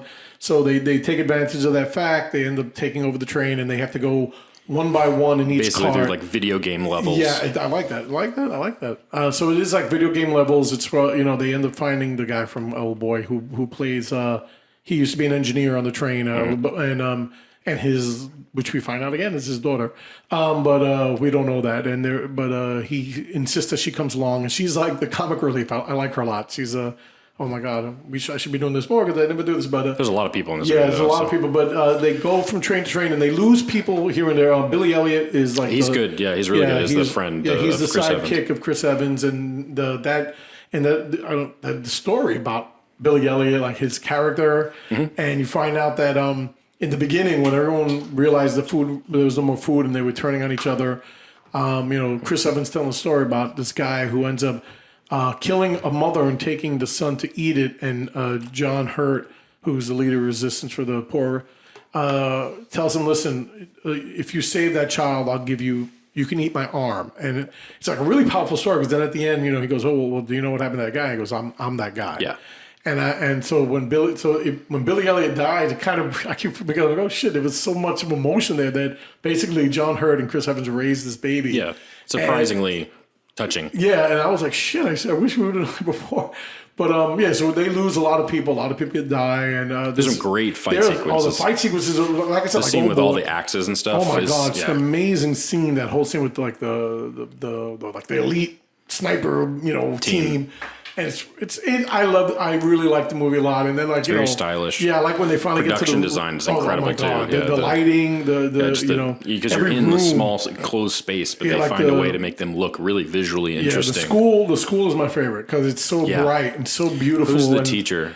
Oh man, yeah. I'm gonna get it because I liked her too. I was like, oh, she's the teacher. She let's see, isn't she that girl from Scott Pilgrim? What's her name? Oh, she plays the crazy sister, right? In Scott Pilgrim. Yes, yeah. Snowpiercer. I was picturing her face, but I don't know her name. Okay, here we go. But she's a teacher, and it's just really good. And then the ending, they like he said, they smash it over your head about that's really stupid. Allison Pill from Scott Pilgrim, and it's like when it's you get really to the, fun. Yeah, it's and a then really when you get fun, to the end, movie. The big reveal, and it's very strange. And then of course the ending where you find out that. All the polar ice caps did their thing, and you can go out and live this life. This could almost be a who's the director? He did Monty Python, and he directed Monty Python, and he directed fucking John Cleese, Brazil. Oh, yeah. Oh my God, Terry Gilliam. This could be a Terry Gilliam film. Yeah, actually, it's a lot like even the costume dark tones, design. Yeah, the dark the tones remind me a lot of. Yeah, good film. He did Total Recall. No, that was Paul Verhoeven. That's right? Paul Verhoeven. We were talking about that yesterday. Terry Gilliam would have smacked you. Who said smacked? What else did he direct though? Because he did Monty Python, Brazil. He did the one with all the Baron Munchausen. He did Time Bandits. Yeah. He did The Fisher King. I love Time Bandits. That's a great movie. Does Monty Python. He's one of the greats. Yes. But yeah, that's interesting. It's very Terry Gilliam. Feels very inspired in that way. And I love the ending. I thought it was a really nice ending. And Snowpiercer, go watch it on Netflix. Yeah, it's on Netflix now. Which I mean, for if you're a Netflix subscriber, I think it's good for it's rated R. So obviously, but for anyone else that it's except for like small children, you should see it. But it is very strange. That might be a little off-putting to some people. It is, yeah. You would have to accept this weird sci-fi thing, but it's really good. That's part of the fun, I think. Yes, I agree with that, yeah. The next one on our list is the Doll Trilogy, which I don't know anything about. Is it a remake of the Dolls? No. So it's unrelated. It's funny because we started talking about this. In 1987, there was a European English horror film called The Dolls, and it's really good. You got to watch it. People get stuck in this house, and we find out that a toy maker who's dying and old is also Don't spoil it. Anyway, watch The Dolls, but this is not that. It's on Shudder, so I'll see it. It's on Shudder, right, Dolls? I have it on I do not have it on I'm like back in New York. Look at my VHS wall that had every film that you can't even find anymore. How old are you, Carlos? Oh my God, I'm 47. But I've been collecting movies since I was like 12 years old. My dad. But anyway, all right. So here we go. The Dolls. We have two trilogies to talk about back to back. Yeah. So I'll do this one real quick. So Gloriana wanted to watch a horror film on Sunday night, and she wanted to watch Sabrina. And Sabrina's really had this Chucky-esque Annabelle type of thumbnail, and we saw the trailer a couple of months back, and we went to dive in when all of a sudden we read the little thing that says Part 3 of the trilogy, and I was like, what? So we ended up Googling it and we found out that there's 3 films: The Doll 2, and then Sabrina. Not Doll 3, but Sabrina is part 3. I've seen the Sabrina thumbnail. Oh yeah, and it's really creepy. So we ended up watching The Doll, and okay, so have you seen all 3 now? We saw we saw all of them. Okay, and it's funny because basically what this is the Malaysian version of the Conjuring universe. So it includes Annabelle, it includes all the other things, not just the Conjuring with the witches in the house. And it plays so much. The first film plays just like The Conjuring with the drop of Annabelle. Even though The Doll is central, you get the little ghost girl who's like hiding up, you big reveal. She jumps at you, and she jumps at you a lot. Really good. The story. Speaking of Annabelle, have you seen the trailer for the new one? It looks fucking awful. Yes, but I'm going to watch it because I love Annabelle. I love Annabelle creation. I mean, I love The Conjuring. I don't think I like anything else of it, but so we go back to this. So basically it's a ripoff of the Conjuring universe. Now here, that's the negative, but the positive is, and what I love about any type of, what do you call them? I want to say Asian, because of Philippine, Malaysian, Thai, they have that whole supernatural, religious. Oh God, not. Well, like you could look at like movies like Ringu and some of the like the early that's Korean. But that's not big. Yeah, that's based on supernatural. I mean, like the religion, which is mostly supernatural, is in this film, and it's like even at one point. They get. You're talking about like what people believe in Asia. Correct. So there's this great scene. They get there. I'll real quick. They have no money. They're about to get thrown out. All of a sudden, a big promotion comes this guy's way, and the boss of all bosses is hiring him as his personal assistant. They get to move to a fucking big house, and they move out there, and they're working on the construction. And all of a sudden, they just raised all this land. They're going to open up a giant parking lot mall, and there's a tree, and we find out that this tree has a doll in it. And they're like, oh, we can't do it. The spirits say we can't knock down this tree. There's a girl who was murdered violently, and that's her doll. If we knock it down, we'll all be haunted, and we're all going to die. And he's like, well, I'm not going to bother the boss about it. Cut it down. I don't care about the hoodoo voodoo. And then cut to, this doll ends up in his house. And, Interesting. And it's, you got all this stuff going. Then at the end, the spiritualism comes up. It's a lot of shocks because you get introduced to the next door neighbor who tells her, oh, we got to get rid of the doll. And you think that she's going to be the star of this movie. These aren't the Warrens, right? By the way, like this has nothing to do with the Warrens, right? So the movie opens up. Okay, I didn't say it. The movie opens up about the doll, and it's 3 siblings, two sisters and a brother, and they tell you that he peed on the tree on a road trip one day. The doll ended up coming to his house, cutting open his leg, and they ended up putting back the doll and doing these things. But you see 2 people, and they're the Warrens.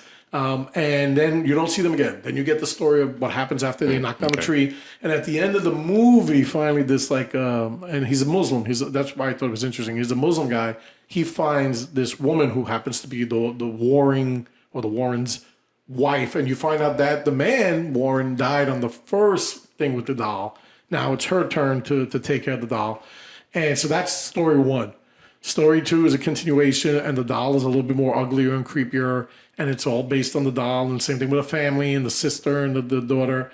But I'll skip 2. I'll get to 3. Sabrina is it's part 3, even though, like I said, it doesn't say like the doll 3, like the other one's doll 1, doll 2. This is like Season of the Witch kind of shit. And it's like Sabrina now is not like this little, cutie doll that they just make a little ugly by putting black eyes and. She's this really fucking demonic looking Chucky mixed with something or other. And it's really, really creepy. And she possesses the daughter of the thing. But it's really, really creepy. And it's like, you see how they're like, they had something here. We're in Malaysia. We don't have, the Conjuring's there. So we're going to do this. And this is our Conjuring. And then they just ventured into this like really dark, really has nothing to do with almost with the thing, just that it's Sabrina. She's not the doll anymore. It's just the trilogy because the guy who directed it. But is it all on Netflix? These are all on Netflix. Yeah. Okay. So like I said, Sabrina's the thumbnail that I clicked on originally because it was look creepier. But when you go back, like the doll thumbnail's kind of supernatural looking. But so you got to watch the doll. Got to watch doll 2, which is okay. But doll 3 is the one which is like really cheesy, really, and it's really big scale. Like I guess he got all the money after this, But yeah, so that's the doll. And that trilogy. one's the most recent. So that came out that one came out about a year ago. Yeah, this was about less than a year ago. Yeah, I think it was like we saw it for right after Halloween, right before the holidays when it aired on there. And like I said, I never knew it was a part of a trilogy, but that's the doll trilogy. Check it out. Now I see what you got next. The next trilogy, the most important trilogy.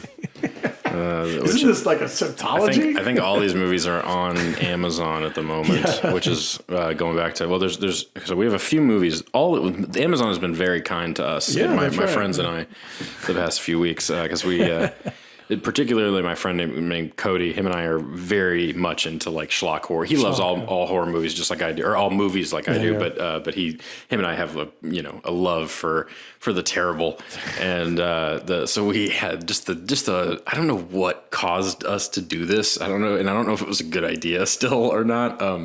But we were scrolling through looking for something silly to watch late at night, and we saw the Nick Cage Left Behind movie, and we were like, "Oh my god, this might be the perfect choice." And which we've actually since then I'll get into in a bit. I guess this is all tied into one another, but we're doing a Nick Cage watch through as well. So, which is why the few movies are on the list that are on there that you know about. Yes. But basically, so we watched that movie, which is just terrible. It's not fun. It's not funny. Yeah. It's just bad. And it's like. Left Behind, which I don't. Have you ever read any of the Left Behind books? Just to intro what these movies are about. And again, this is none bad. I love my sister Charlene. My sister Charlene is a born again Christian who's now just a regular person who has very strong spiritual feelings. But she had the complete collection of books, and I told her, I said, I want to read them. I heard, because when we grew up, we dabbled in religion, very deeply, and the Left Behind movies had come out. And I wanted to see them, but she had the Kirk Cameron Left Behind movies. So I never did, but yeah, she was heavily into it, but I've never watched or read the book. But then cut to Nick Cage redid it. So they remade the first Left Behind movie, which is with Nick Cage. And basically the premise of Left Behind, for those that don't know, is it's a Christian kind of apocalyptic. Yeah. It's about the Book of Revelation, and it's very loosely based on the Book of Revelation. There's definitely elements of it in the movies. The Kirk Cameron films are definitely more true to straight up the Bible and the books.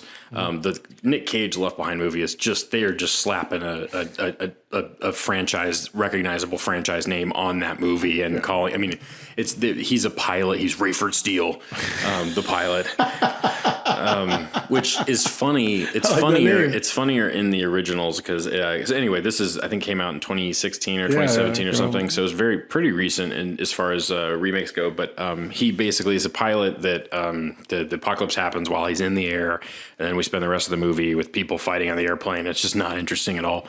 The movie opens with like 20 minutes of his daughter like talking to this guy who like writes atheist books for. It's just terrible. It's like when's the plot gonna kick in? Like they're sitting in like a coffee shop basically in the airport, and there's like 15 minutes of just dialogue, and you're like, this is not a way to open any movie. And it's just like we got to pad the time. I'm sorry, we got to get through this stuff.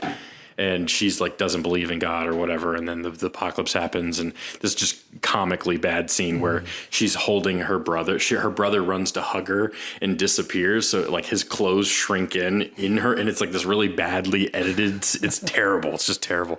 So that's the one thing that it has over the original Kirk Cameron movies.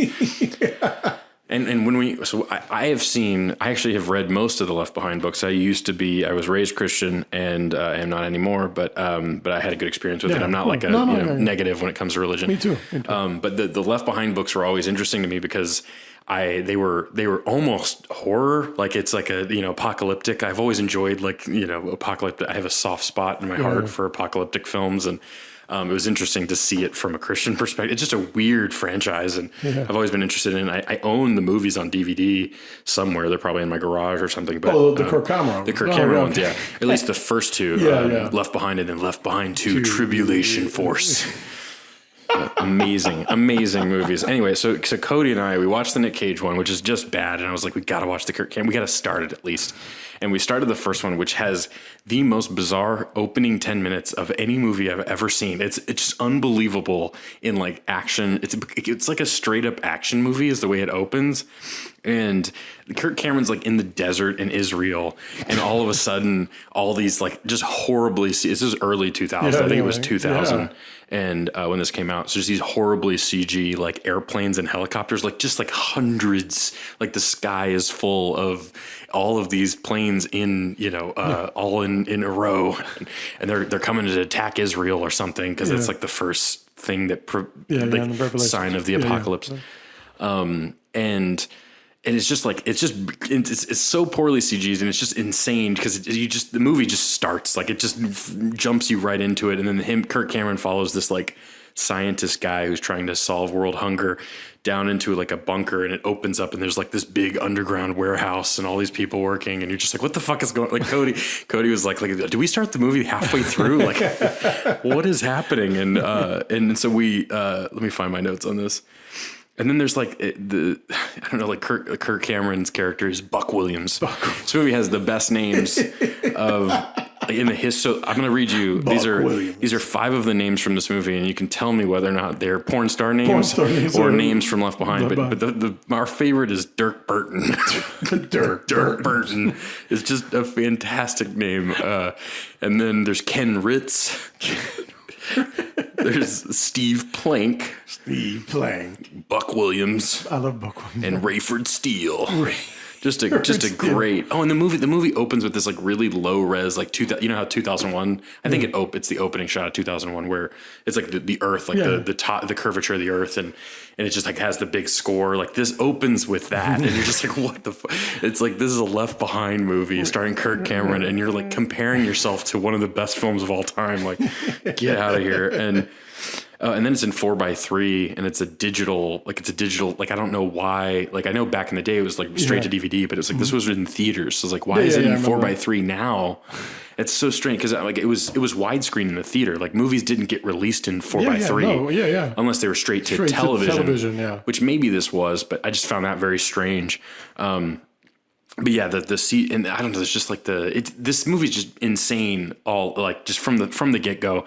And like Buck Williams is like, he grabs his camera, he's like the #1 reporter in the world, and like he starts like filming all of this from the ground, and he's using like one of those like old beta tape camcorders, and it's like he's live streaming from just a camcorder, like it's just ridiculous. And then he's live streaming, and this just old man walks out from behind the set piece, like the entryway to the bunker that I'm talking about. And he like starts rambling on about like all this prophecy and stuff just out of nowhere. It's just insane. And the way there's this moment where it goes from like day to night mid shot, like it just like for no reason. Like I love when movies do that. They're on their way into the bunker, and then all of a sudden it's just night, and you're like, what the fuck? What was that? Like it was just horrible, and it just there's all these really baffling technical things, and then you have Kirk Cameron, who's just a horrible actor.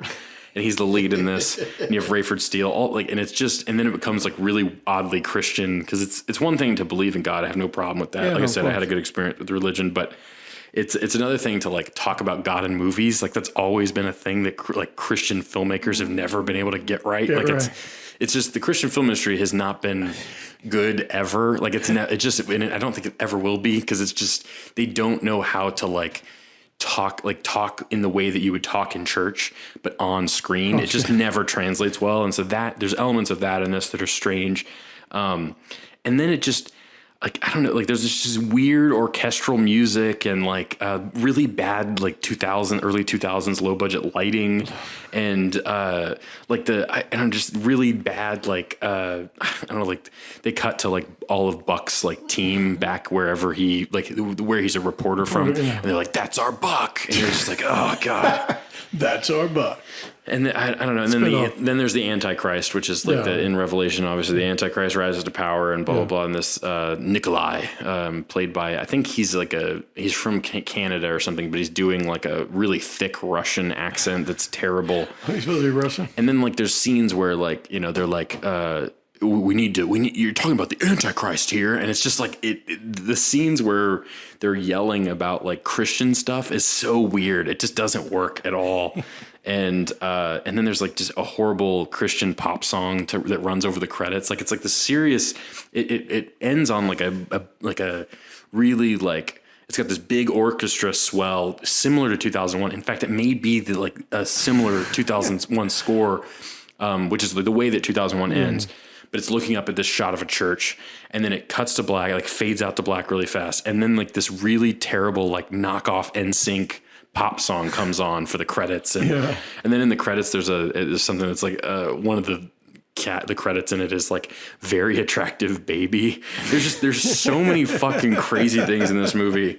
And then Left Behind 2 happens. And Left Behind 2 so they form this tribulation force to fight against the Antichrist, which is just the dumbest thing ever. Like tribulation force. But there's this, so the movie's pretty dry for most of it. There's some bad acting and some, like, there's the guy who plays the pastor he's a black dude that plays a pastor, and there's this scene where he like is screaming at God, and you're just like, oh, this is horrible.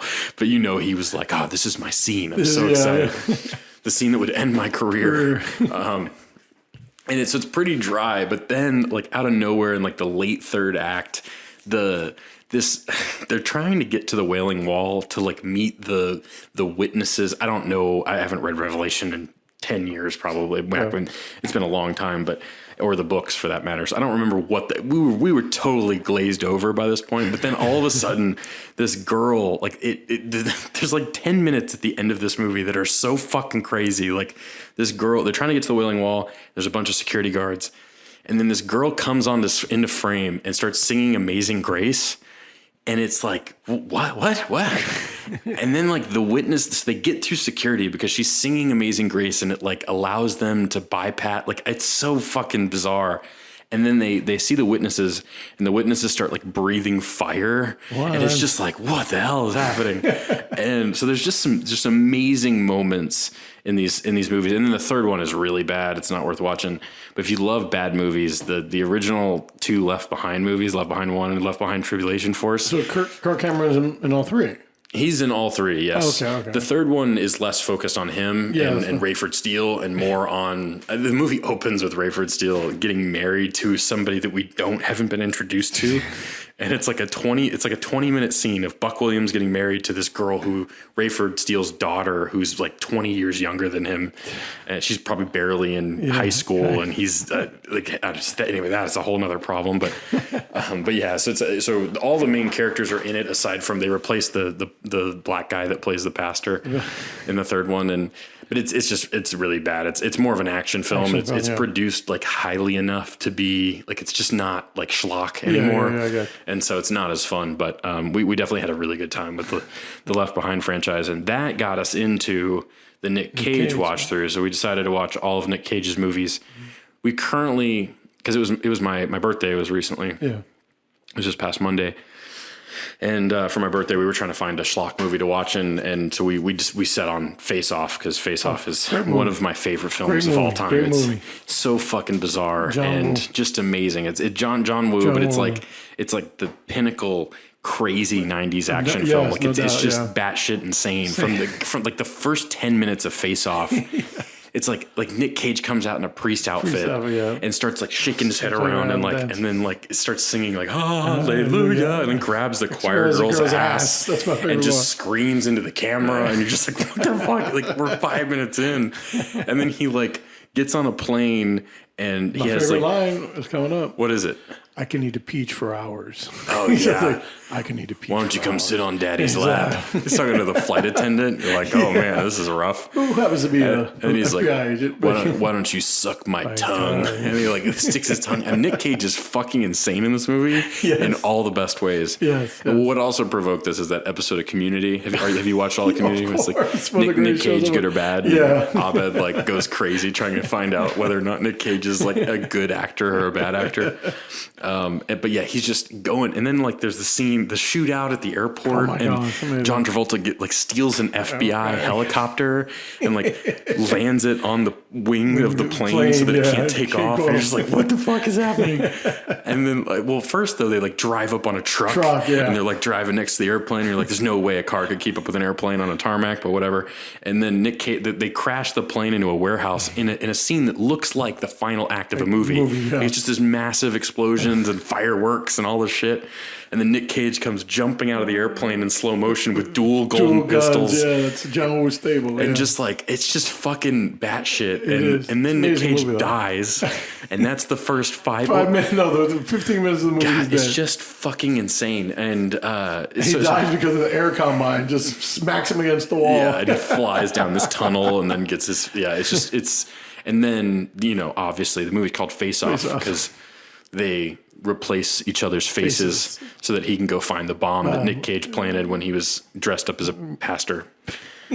And so it's just the silliest and then like he goes to prison and it's like but it's not an ordinary prison. They've got like metal magnetic boots that they have to wear, and you're just like, this is so 90s in all the best ways. And I don't know, man. Like, there's just some acting choices where they're just like, what were you thinking? Like John Travolta, who is now, it's actually Nick Cage's, John Travolta, it's Castor Troy. Castor Troy, which is another great 90s action film name. But Castor Troy has John Travolta's face, and he walks in and he's like, "You're going to be in prison for the next 100 years." You're like, what the fuck was that? Like, there's so many strange acting choices and just over the top set pieces, and I think it's. The question that I have for everybody that watches Face Off is this a good movie? It is. Or is it schlock? I mean, it's definitely schlock because it's over the top. Yeah, it's over the top, but I love the film. But it's still a good movie. Yes, John Woo. It's like the pinnacle of all of John Woo's films came out in this film, because this is almost like the end of his action phase, and then he started getting into drama and real film, and it's just like you said. Oh my God, Chow Yun Fat. My first John Woo film is The Killer, and Chow Yun Fat flying through the air with two guns and shooting there. That's like a pinnacle of my young youth film career or film life. And then to see Nicolas Cage do it, to see John Travolta do it, the whole mirror image scene, when they whirl around with their guns and point it at the mirrors. And then the doves. The doves is great. Flying out in the Nick Cage's church. Porn stash at the beginning of the movie when he's trying to assassinate Sean Archer on the merry-go-round or whatever, he kills his son, which is the opening. But it's like all in sepia tone. It's like really ugly. Yes. But it opens with so John Travolta's on the merry-go-round with his son or whatever it's called, and it cuts to Nick Cage. It's a close-up carousel. There you go. And it cuts to a close-up of Nick Cage sipping from a straw with a porn mustache on, and then he it cuts to a wide and he whips off this black sheet off of his sniper rifle that he has, and then it does all these really crazy dolly track shots, and it's just what the fuck is happening? It's amazing, man. It's an amazing film. I love it. I think it's not only do I think it's a great action movie with just some crazy elements, but it's also such a great schlock action film. And it's so silly and or when John Travolta's gonna assassinate, he has his gun pointed at Nick Cage and he's like, "I'm ready," or whatever. He starts singing his song. You're like, what the fuck? Who thought of that? There's so many choices. You're just like, what was this written on the page, or did Nick Cage just bring this to the screen? It's a masterpiece. And it's an amazing film. I love it. And so is Con Air, which is the next one. Con Air is not as good as Face Off. No, but it's definitely insane. We had a lot of great moments. I just can't believe that movie got made either, though. I didn't have a lot of thoughts because I didn't write down any notes for Con Air. But yeah, just that I'm so excited to watch the rest of Nick Cage's stuff. So what year are you on? Well, we're debating. We haven't figured out exactly what order we want to watch stuff in, because the problem is we're sticking to top billing stuff for sure. That's the first key thing of it, because we're not going to watch 150. He was in Fast Times at Ridgemont High and a lot lot of other smaller movies that I'm just not going to sit through that, because he has 60 films on his filmography where he's the lead character. And so we're probably going to start from the beginning, but the problem is the availability on Amazon and stuff like that. I don't want to spend money on some of the smaller stuff. It's just I don't care to spend $5 on Bangkok Dangerous. That one we may, though, because I do love that film. That movie's fucking insane. Yeah, that's crazy movie. Bangkok Dangerous. But I'm really excited for The Wicker Man. Horrible movie. And Vampire's Kiss. And, oh my God, one of the greatest films of all time. I love some of Vampire's those. Kiss. So Vampire's Kiss might be what we watch tonight, actually. That was my film fest. I forget which one, but I don't think I've seen. I wasn't there for that movie. You were, at least. But Vampire's Kiss is one of my favorite movies. That's where you said, "Holy shit, who is this motherfucker?" He was insane, and I think that's the beginning of his insanity in film, because he did all these movies before or after leaving Las Vegas and Wild at Heart. Vampire's Kiss is 1988. That was before 89, yeah. So it's he did these movies. They're very drama-esque, outside of Fast Times. And, I guess he was just I'm going to go for broke on this indie film. But I love Vampire's Kiss. It's one of my favorite movies. That's the one that has the iconic meme of the one where he's like doing exactly. the crazy face. Yes. So I'm excited for that. We're watching Ghost Rider. There's just so many amazing Nick Cage. Stolen was what put me on YouTube. It's like the reason why I started YouTube and probably this show as well is because of that fucking terrible movie. That has like 20,000 views because I just ranted about that. I was so young. That was like 2012 probably. Yeah, I remember that. But yeah, so we're excited. I'll keep you guys up to date on what we see. I want to hear what you say. The next thing on our list though, which we kind of went out of order here because we were talking about Left Behind and Nick Cage, but Autopsy of Jane Doe, which I've seen, I really like. I love that movie. Yeah, I like it a lot. What'd you think of it? And intro it for people who don't know what it is. Yeah, because I just saw it a couple of weeks ago. So basically, a small town sheriff comes upon this crime scene, and in the crime scene is a lot of bloody people, and it looks like a drug type. They think it might be drugs or some type of mob hit. It's like it's so violent, and in earthing up a grave, they find a body that they don't. They're like, oh, it looks fairly new, but it's been underground, and so they bring it to the local morgue, and it's run by. What's his name? Cox, Ronnie Cox or Brian. But anyway, it's one of the Coxes, Brian Cox. The guy from Killer Joe. Killer Joe. Emil Hirsch. Emil Hirsch is the son, and Brian Cox is the father. Yeah. And Emil Hirsch has a girlfriend, and they kind of dig each other. And he's like, kind of like, hey, I'm old enough where I don't want to do this gig. Maybe I don't want to help my dad no more. And his dad's kind of like, very by the book. He's a professional. They bring the body. And, the dad tells him, well, you go ahead, have your fun with your girl. But he's like, nah, I'm not going to do that. Anyway, so they start to autopsy his body, and they find a whole bunch of, which is another thing, but anyway, we'll get to that. But, they start finding these clues within first, the cool thing is, a fly comes out of her nose. Perfect condition, and then it starts to bleed. And then they cut her open, and when they cut her open, the blood starts to flow down and then flows up. And basically there's all these weird little details around this body. There's a lot of creepy shit going on, and Emil Hirsch, there's a storm going outside, so Emil Hirsch goes to check. I think the generator goes out, and he looks up in the mirror and he sees someone around the corner from there. He's like freaked out, but then when he goes, there's no one there. So there's a lot of creepy things going on while they're autopsying this body, and they find out when he finally. They start to take off, normally when you do an autopsy, you don't do that. But when they peel off the skin, they realize that she has these incantations on her, very druidish, very, evil wizard type things, satanic as well. And everything starts to get ramped up. The father gets snatched into a room, but he never says that anything happened. He thinks he's like, oh, I didn't take my medicine, I fell.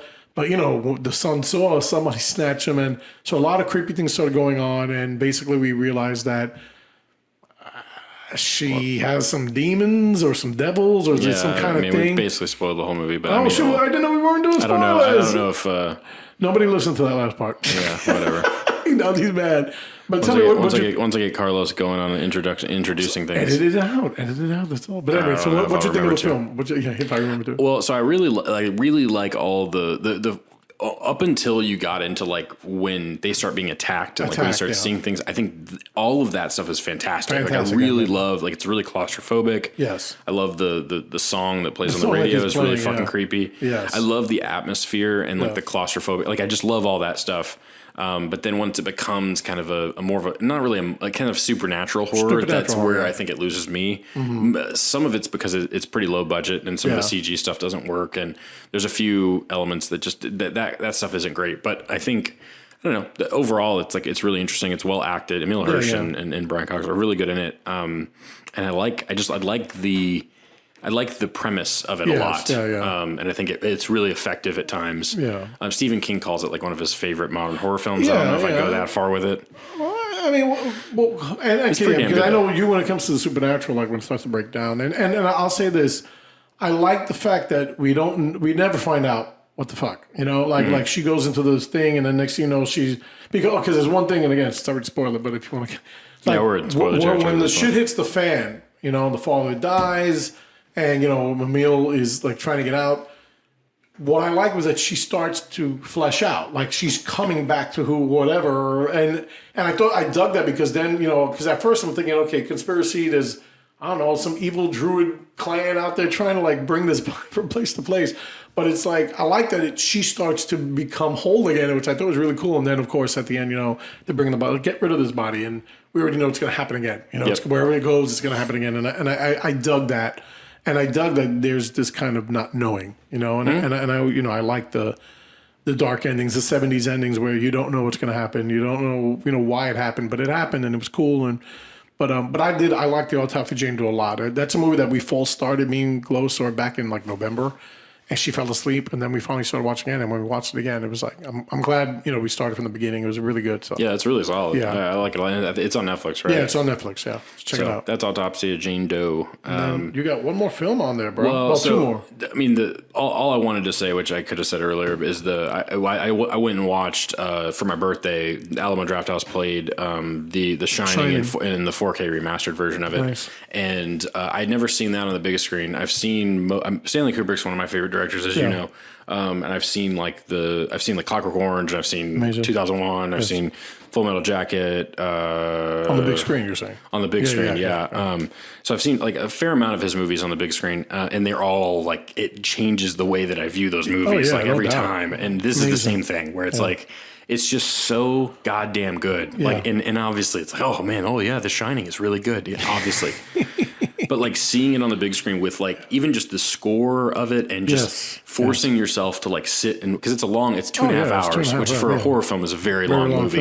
And there's definitely moments where it's a little dry, but I do think overall like it's such an overwhelming experience in the theater in a way that I didn't expect. Like because I've seen like Halloween in the theater, which I enjoy, but like it doesn't that's a lower budget movie and it doesn't the elevator translate. Sequence with the blood is amazing to watch on the big screen. Yeah, dude, like some of the visual stuff is just incredible. It's beautiful and it's especially remastered. It's such a good transfer. The little girl scene must have been amazing up sitting there with the two little girls. The scene in room 237 is fucking just mesmerizing. Like when she it's kind of like it reminded me of that scene in The Witch where the witch steps out, and she when she peels that curtain back, and there's just something really creepy about that. But even like the scene where what's the Shelley mom? Duvall. Shelley Duvall, who's just I just love her, and she's so fantastic. She's amazing. And there's that scene though where it's after Jack has gone crazy and he's like out running, chasing the kid through the hedge, which is such a great scene on the big screen too. It's just mesmerizing. And there's this great moment where you hear all these voices and whispers and stuff like that. And it's like, I'd never heard that before. Agreed. It's like when you listen to good music on like with a good pair of headphones, like the way it changes, you're like, oh, I've never heard that sound. And so it adds to the experience. And then she turns around and sees the guy the old caretaker who is now just part of the house, but or the part of the hotel, but which is the scene in the bathroom with him is just and that's a great scene. But on the big screen, like that red room and and then Jack Nicholson is just extraordinary. Like he's amazing. Like the nuances of that performance and just it's like unpredictable, like what he's going to do with his face and with his like he has a weird, strange physicality to that role that's so impressive. Like. And I mean, one of the greatest scenes of all time, which is where we find out that he's gone crazy, and she finds the all work no play, and he starts like kind of following her around the room, and just that sequence is so beautifully photographed, and his performance and Shelley Duvall's performance is that's like cinema at its best, and on the big screen it was it gives me chills thinking about it. It was such a great gift for my birthday, so it was happy birthday, Joe. I was in my happy place, and I was not disappointed by it. So that was that was all I really wanted to say. I'll throw in my 2 cents. I saw the film at 9 years old in the Fort Worth Theater on the big screen, and me and my boy Richie were sitting in the front, and I remember shat myself when the blood comes out of the elevator. I was only 9 years old, and I didn't want to be in the front, but he was 2 years older than me. He goes, "Oh, don't be afraid. Don't go sit next to your mom." And I'm sitting in the front of the theater shitting myself because I wanted to get out of there. But that's how it feels. You're in this big, watching on the big screen is amazing, and I haven't seen it on the big screen since I was 9. But I mean, I should have went to see it there on the gate because I remember when they advertised it being at the draft house. But it does change everything, seeing a movie like that. Especially in a great theater. In a great theater, with a great sound system. The Fort Way is one of the classic theaters from New York, and I love The Shining. I think it's, no matter what this what's the name Stephen King says. But I'll throw a tidbit. Stephen King. Did you hear the new thing? I don't know if it was on the old documentary, that new documentary. Did you know that Robin Williams was one of Stanley Kubrick's final picks before he went with Jack Nicholson? because he saw Robin Williams on stage and he was so manic. And then finally, when it came down to it, they were like, "This guy's crazy," and he was like, "Yeah." He was like, "All right, we'll go with Jack Nicholson." But I was like, Jack Nicholson did it perfectly, I think. But bash your fucking brains in. Like he's so good. And even in that scene where Danny comes into his room and he's sitting on the edge of the bed, amazing. And he says, "I'll never hurt you." Like all that stuff is so good, and I love that scene has one of my favorite shots in the whole film, which is you've got this. It's basically a 3-shot, perfect lower third shot of Jack Nicholson in the mirror while sitting on the bed. So he's in the left and the right third, and Danny's in the middle, which feels like he's like trapped Danny. It's just an incredible shot. It's amazing. It's just an amazing film, and just one of the many great films of Stanley Kubrick. So that was exciting. But that's really all I have to say about it. But it's what's this last movie? I mean, I'm kind of seeing the last movie, Proud Souls, the one we've been building up to this whole time, is going back to what we're talking about with Amazon releasing just strange independent movies made by Joe Blow. Anybody. Yeah. This is Proud Souls is a fantastic work of art. I'm starting to think sarcasm is coming out of your mouth. Maybe a little bit. It's got a 7.4 on IMDb, partially because of my 10-star rating, but still.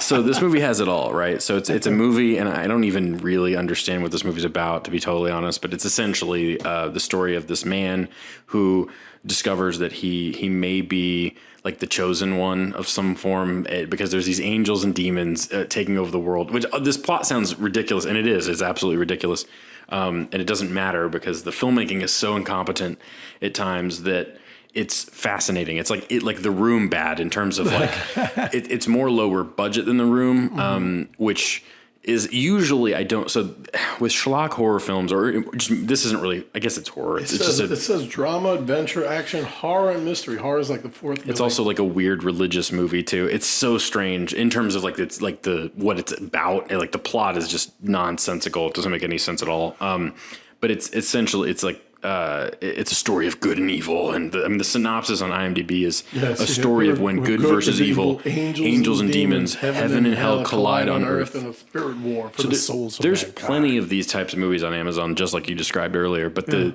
difference is when we're looking for bad movies, right? The definition of like a good bad movie, right, is something that's not. So you want it to be non-intentional, first of all. Like you don't like Sharknado is not as funny because it's trying to be bad, right? So we're talking about like defining what a good bad movie is. It's a movie that was made unironically and is terrible. Exactly, yeah. So like The Room was made with love and care, and it's fucking awful, right? Yeah. Same thing with Troll 2, all these movies. Yeah.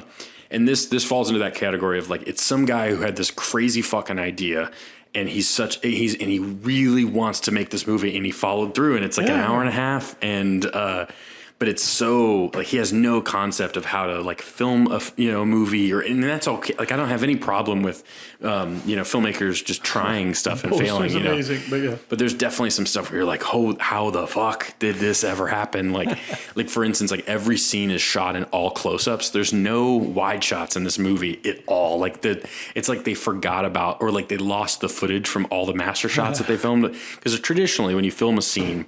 And some scenes are different, especially with modern filmmaking technique. But for the most part, like if you're filming like a dialogue scene, which this movie is almost all dialogue, but then there's some bizarre fight sequences. We'll get to that. But anyway, most of the time you film the wide shot of the two characters that are talking, and then you cut in and film the close-ups. And that gives you the coverage of the scene. So we know where we are, we know where characters are in relation to one another, and then you cut in for close-ups to help build emotion and stuff like that.